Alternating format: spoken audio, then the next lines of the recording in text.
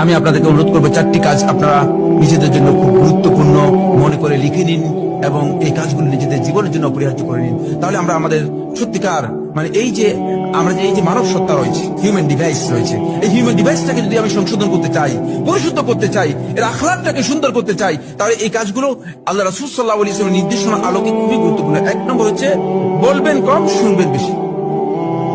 সম্ভব কিনা? এটা আমাদের অনেকের জন্য কঠিন। বলবেন কম, শুনবেন বেশি। এখনই লিখে নেন, আজকে থেকে প্র্যাকটিস করুন। তাহলে দেখবেন যে আপনার আপনি এরপরে 1 মাস পরে যদি এই প্র্যাকটিস করে আসে, আপনি দেখেন যে আপনার অবশ্যই অবস্থার পরিবর্তন হচ্ছে, অবশ্যই অবস্থার পরিবর্তন। বলবেন কম, শুনবেন বেশি। 2 নম্বর হচ্ছে কাজ করবেন বেশি, দেখবেন কম।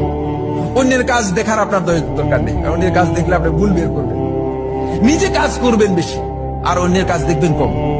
অন্যের কাজ দেখার আপনার দরকার নেই। 3 নম্বর পয়েন্ট হচ্ছে